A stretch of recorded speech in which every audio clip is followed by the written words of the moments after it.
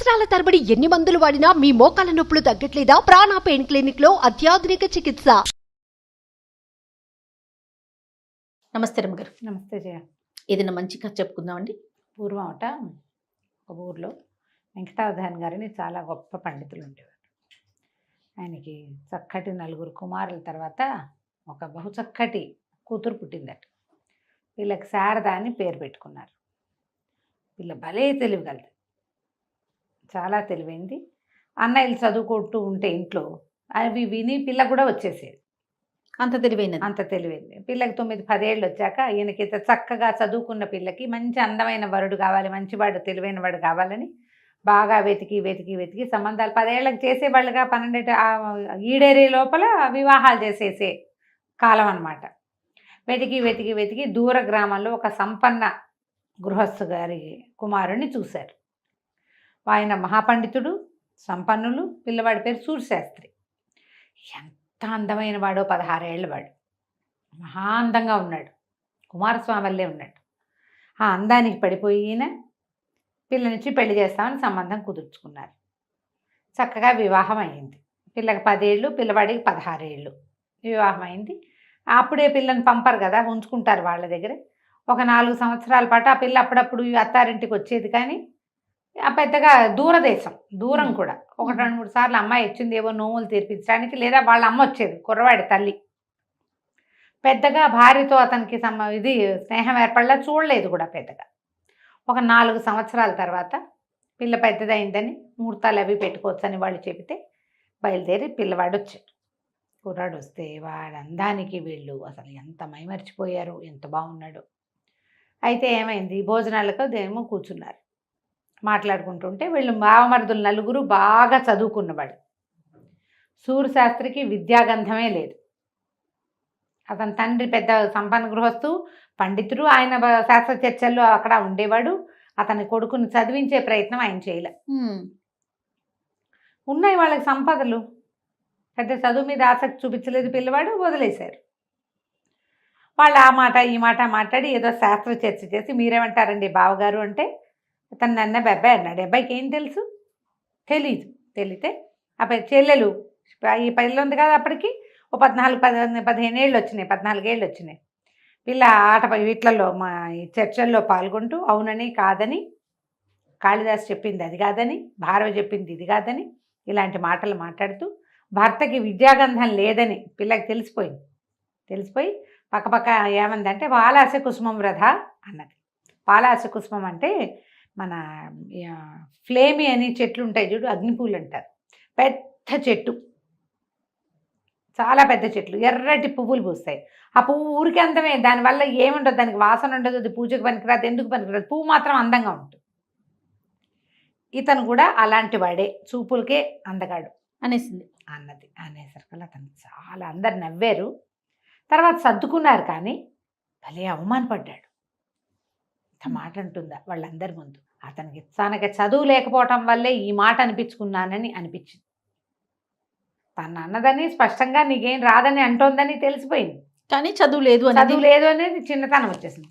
అక్కడి నుంచి ఇంటికి రాకుండా అట్నుంచటే కాశీకి ప్రయాణమై వెళ్ళిపోయాడు చదువుకోవటానికి. ఒక మహాద్భుతమైన గురువుగారు ఉన్నారని తెలిసి వెళ్ళి ఆయన పాదాలు పట్టుకున్నాడు.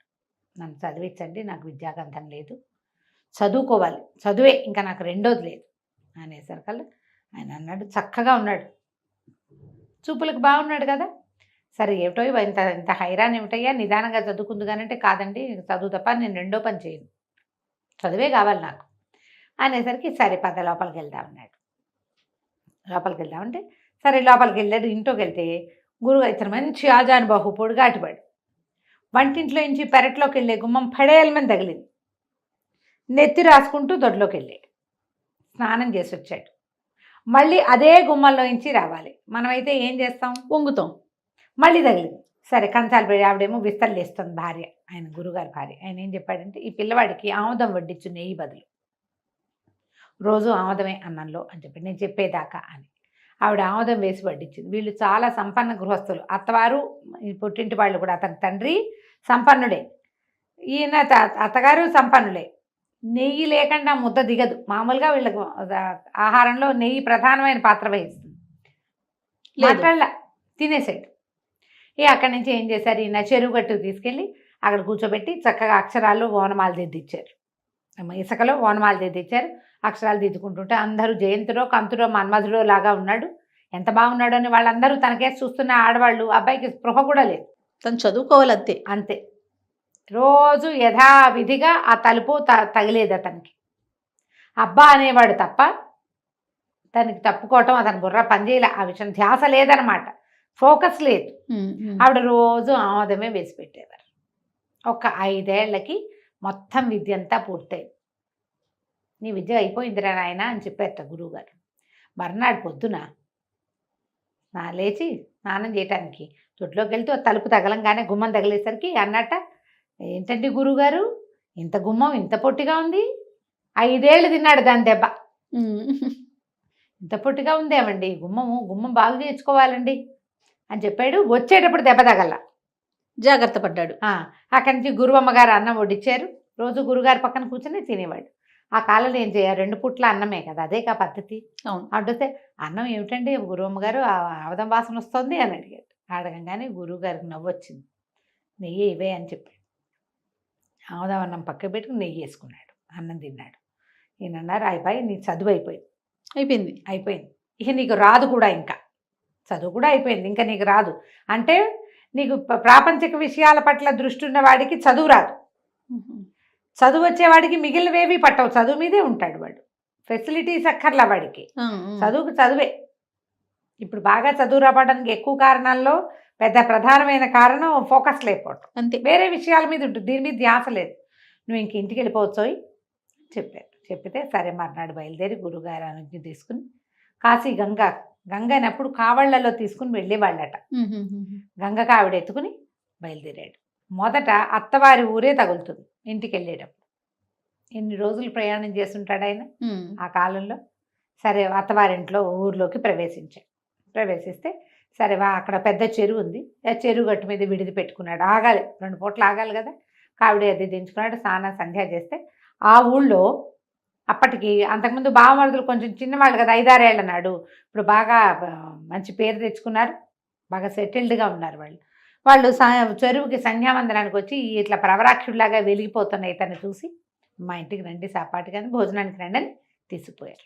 భోజనం మా ఇంట్లో గుర్తుపట్టారా వాళ్ళు? గుర్తుపట్ల. ఇంటికి తీసుకెళ్తే ఆ కాలం ఏంటంటే ఇట్లా అవమానపడి అల్లుడు అత్తవారింట్లో నుంచి వెళ్ళిపోయి ఆత్మహత్య చేసుకుంటాడని నమ్మారట వాళ్ళు. చుట్టుపక్కల వాళ్ళంతా ఆ భర్త అప్స్కార్డ్ అయిపోతే పిల్లని ఇట్లా అలంకారం చేసుకొని ఇస్తారని ఆసెమ్మ ఓసెమ్మ అందరు బుగ్గలు నొక్కుంటున్నారని పిల్లకి శిరోముండనం చేయించేసేవారు శారదకి. అయ్యో, అతను ఎక్కడ ఏమైపోయాడో వీళ్ళకి తెలియదు. అయితే ఆ విస్తళ్ళు వేశారు. ఆ అమ్మాయి వంట చేస్తోంది, వడ్డం చేయటానికి వచ్చింది, తల మీద వస్త్రం వేసుకు. సరే ఏమైందట, చారు పోసింది చేతిలో. చారు పోస్తే చారు ఘుమఘుమలాడుతోంది. ఘుమఘుమలాడాల్సిన చారు ఘుమఘుమ లేదు, ఎందుకంటే అందులో ఉప్పు లేదు. ఈయన అన్నట్ట చారు సమ్మిశ్రితం, శ్లోకం పూర్తిగా గుర్తులేదు నాకు, ఏమంటారు దాన్ని, మన అల్లము అవి వేసున్నాయి, కొంచెం కించిన లవణం చేత ఇంకొద్దిగా ఉప్పు ఉంటే బాగుండేది, పాలాస కుసుమం వృధా అన్నాడు. ఎట్లా పాలాస కుసుమం అందంగా కనపడుతుంది, అన్నీ ఉంటాయి కానీ దానికి వాసన లేదు, కొంచెం ఉప్పు వేస్తే పాలాస కుసుమం లాగా వృధా అవ్వకుండా ఉండేది ఇది అనేసరికల్లా అని అమ్మాయికి వేసి చూశాడు. భార్యను చూస్తే జాలేసింది అతనికి. తను లేచి వెళ్ళిపోవటం వల్ల అవమానపడే అల్లుడు వెళ్ళిపోయాడని ఈ అమ్మాయికి జుట్టు లేకుండా పాపం దానికి తెల్ల బట్టలు కట్టించి వెలుగులేని జీవితంలో ఉంది. జాలేసింది కానీ ఆ లోపల అవమానపడిన ఉడుకు పోలేదు ఆయనకి. వాళ్ళ ముందు తనను అవమానపరిచిన వేడి పోలేదు అని ఈ మాటలన్నీ ఆ అమ్మాయి మొహం కేసి చూసేసరికల్లా ఆవిడ కూడా ఆ పాలాస కుసుమం వృధా గుర్తొచ్చింది. ఓకే, తేరిపారు చూసేసరికల్లా గబగబా పరిగెత్తుకుంటూ వెళ్ళిపోయింది, గిన్నె లోపలికి పుచ్చుకుంది. వాళ్ళ అన్నయ్య కేకేశాడు, శారదా చారు గిన్నెదే అమ్మ, వెళ్ళిపోయావు లోపలికంటే మీ బావగారేరా అని చెప్పింది లోపల నుంచి. వాళ్ళు ఆశ్చర్యపోయారు. ఒక్క అక్షరం రానివాడు ఇంత జ్ఞానిగా చెప్పటం ఏంటి, ఇంత జ్ఞానం, ఇంత పండితుడు అవటం ఏమిటి, ఎంతో ఆశ్చర్యపోయారు.